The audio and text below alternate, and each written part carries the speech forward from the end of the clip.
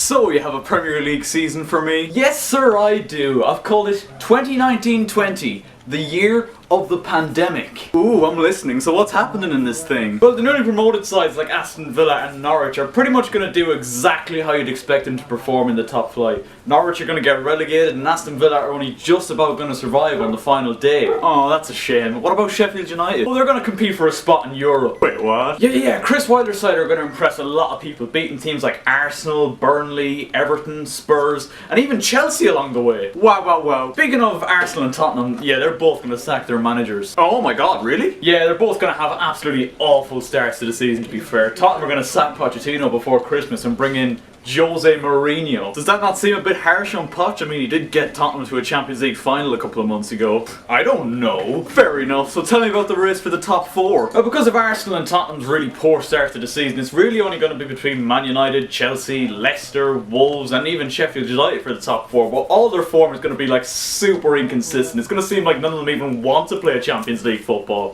Ooh, inconsistent form is tight. It sure is, sir. So tell me, who wins this thing when all is said and done? Well, after 30 years of hurt, Liverpool are finally going to get their hands on the famous trophy. Oh my god. Yeah, the thing is, they're like really going to run away with it. Like, I'm talking 20 odd points. They're going to win it with like 7 games to go. Oh, well that doesn't sound very interesting for the audience. What? All I'm saying is, we could have made a lot more money if the title race was a lot tighter, because more people would have been watching, you know what I mean? And as you and I both know, I love money. Oh, whoops. Whoopsie. Here's the big twist though. As soon as Liverpool are about to win the league, coronavirus is going to strike and everywhere is going to have to go into lockdown, meaning we'll have to postpone the football. Oh my god, it's going to be kind of hard to finish off the Premier League season with a global pandemic going on, do you not think? Actually, it'll be super easy. Barely an inconvenience. Oh really? Yeah, like we'll just bun it off for 3 months and then finish off the season in the summer. Oh well, why not just let Liverpool play their last game before lockdown so they have the title already secured? Like, why leave them in such suspense like that? Because good enough for me.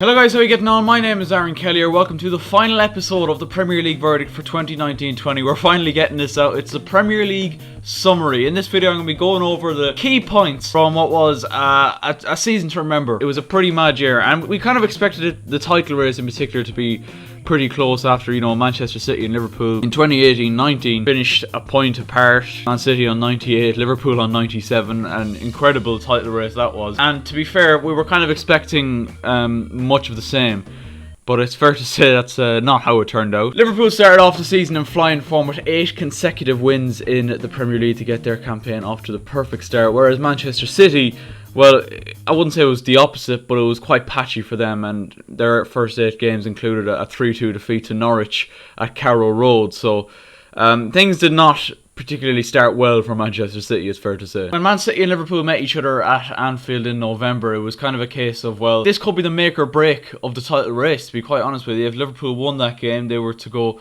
8 points clear in November, which is a pretty big gap. I know it was still early enough in the season yet, but it was still going to be a big gap, and Liverpool did win that game by 3-1, opening up an 8-point gap, and the gap between Liverpool and City only increased as the season went on. Liverpool just kept building on it. It was incredible, and by Christmas they were 10 points clear of Manchester City, and a lot of us at that point were thinking to ourselves, especially non-Liverpool fans, were thinking to ourselves, well, that's it, and it's finished. Any other team 10 points clear, that should be the title race done and done, you would imagine. The race for the top 4 was a mad one too. You know, it wasn't your traditional teams going for the top 4 this year. For a lot of the season, it was, you know, obviously Chelsea were always up there. Leicester, Wolves, Sheffield United were all challenging the original 6. It's fair to say the likes of Tottenham and Arsenal very much fell off, and testament to that, both lost their managers before Christmas. Tottenham acted first, sacking Mauricio Pochettino after so many years in charge, getting them to a Champions League final only a couple of months prior.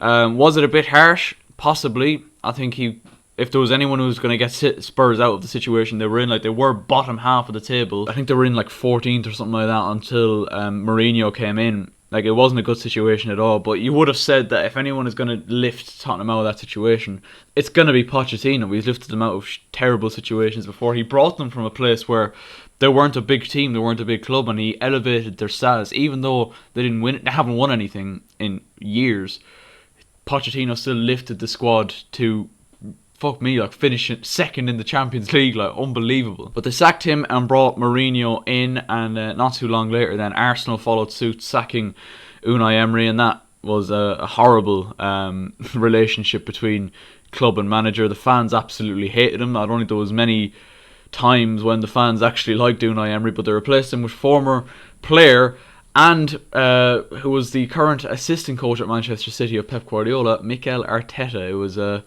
bit of an out there choice. A lot of people kind of thought they might go for someone like Massimiliano Allegri, or you know what I mean, like Diego Simeone, a big name manager. This is obviously Arteta's first professional job as a standalone manager. He lifted them out of a rut and they finished 8th in the end, and Tottenham very much got themselves out of it and got themselves into a Europa League spot. But it's fair to say, after their performances from the first half of the season, Champions League was always going to be a big ask for both of them. And it looked like Leicester, who were, you know, flying under Brendan Rodgers, an incredible young team that bet Southampton by 9-0 on October 25th. And at that point for Southampton as well, it looked like they were going to get relegated. And at that point you would have thought, wow, this Leicester team genuinely don't look out of place in the top 4. But as we all know, after the restart, things started to crumble for them. But we'll get on to after the restart and all that kind of crack in a minute. 2019-20 was also the first season to use the video assistant referee, or the VAR. And it's raised a lot of eyebrows, it's raised a lot of questions. And I've questioned it quite a lot on this channel. As you know, you all probably know my feelings on VAR at this point. And honestly, I think it's more trouble than it's worth. I think more often than not, it's made the wrong decision rather than the right one. We can say what you want about it, you know, disrupting the flow of the game and disrupting the excitement of the game. And that is true, but more importantly, it's not doing its job correctly, I don't think. And I think there was a stat that came out in and around Christmas time that was like, there was a long list of, you know, wrong decisions in terms of VARs. Like I remember the Roberto Firmino being caught offside, like his fucking armpit was offside or something like that. Wilf Zaha's right big toe was offside or something like that for another game for Crystal Palace as well. And I don't know, I just feel like there's been so much money pumped into it that at this point, you kind of have to keep it and hope that it comes good. But it certainly wasn't a good season, first season for VAR. And I think for fans as well, I do think the rules and regularities on it, I was obviously corrected in the comments in the last video of the FA Cup video where I talked about Kovacic's second yellow not being... I did mention it in the video that Kovacic's second yellow wasn't checked by VAR because that is a rule. You know, those little things, I didn't know that was a rule up until that game, but you know, it's little things like that need to make it run a bit more smoothly, and I'm sure the Premier League will sit down over the next couple of weeks and discuss. Well, I think they actually did sit down and discuss something about VAR yesterday or the day before in a meeting, so who knows, maybe things will change. I can't see it going anywhere because they've waited so long to put it in, they've spent so much money on it. I just can't see it being scrapped at this point. But what I would say is there certainly needs to be a level of knowledge for the fans in the stadium and at home as to what the fuck is going on, because there was times this season where we were sitting down looking at VAR decisions and thinking to ourselves, what on earth are they even checking? Like, do you know what I mean? For a lot of the season it looked like Liverpool were going to go invincible, and it certainly had Arsenal fans sweating. 18 consecutive wins before being defeated by Watford, and I mean, it was probably the worst way they could have possibly lost their unbeaten streak. A 3-0 defeat at Vicarage Road. 24 consecutive home wins at Anfield, and I think I heard a stat something like Alisson Becker has never lost a game at Anfield. I don't know if that's still the case.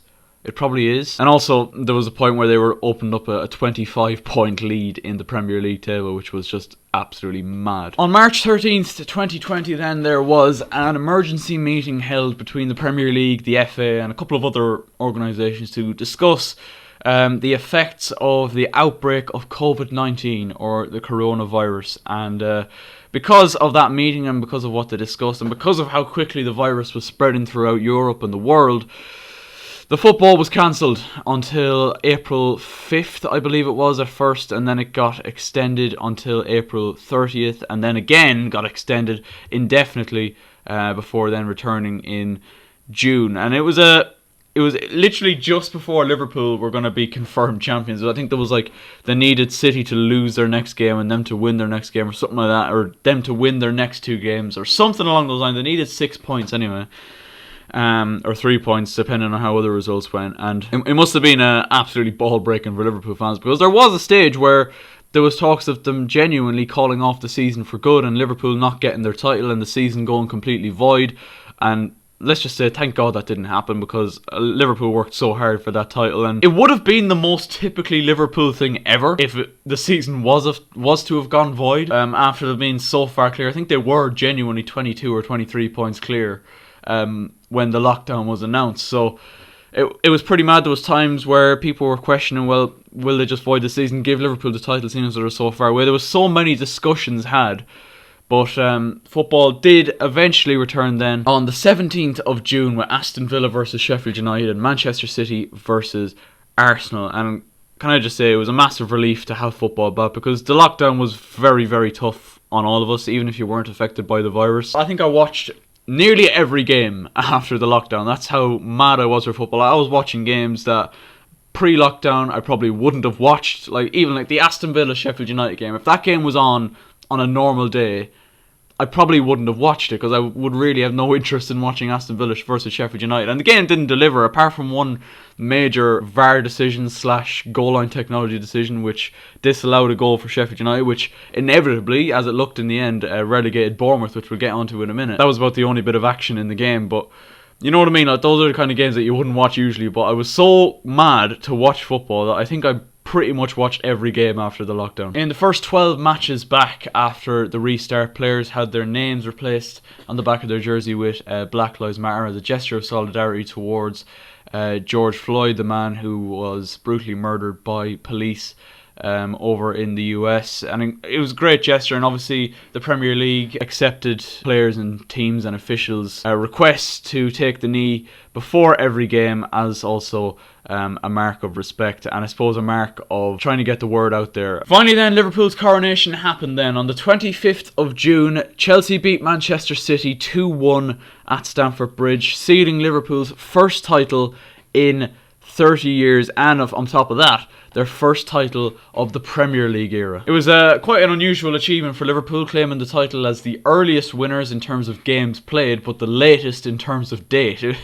I mean, lads, this season was just absolutely mental. Liverpool then had to wait quite a while then to finally lift the Premier League title, but they did after their 5-3 win over Chelsea at Anfield, and it was a sight that a lot of Liverpool fans have been, I know all Liverpool fans have been waiting for that moment for fucking ages. So I mean, you got to be happy for them. I mean, I wasn't very happy on the night because Chelsea lost 5-3, but you know what I mean. On the 11th of July then, Norwich City became the first Premier League team to be relegated, and they were relegated after a 4-0 defeat at West Ham, which Mikel Antonio scored all 4 goals. We had to wait until the final day then to confirm our final 2 relegated teams. Bournemouth were relegated despite a 3-1 victory over Everton on the final day. That was coupled alongside Villa's 1-1 draw at West Ham, and Watford were also relegated after a 3-2 defeat at Arsenal. And I only found this out that coincidentally the 3 that have been relegated, Norwich, Bournemouth and Watford, were actually the 3 teams that got promoted in the 2015-16 season. So the more you know. The top 4 then was rounded off. Manchester City finished second, obviously well behind Liverpool in the end. Man United finished third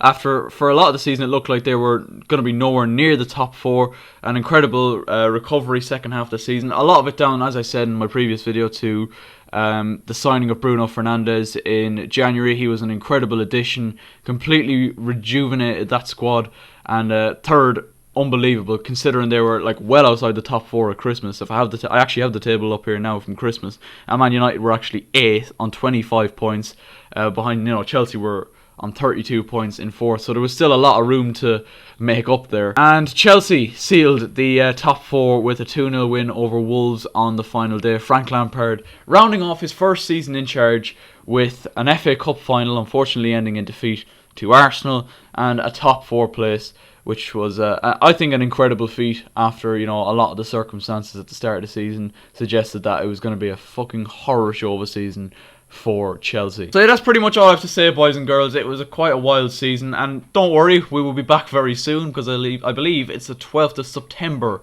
start for the 2020-2021 season. Well, that's quite a handful, isn't it? If you did enjoy, please do leave a like and subscribe to the channel if you're new. We are very, very close to 300 subscribers.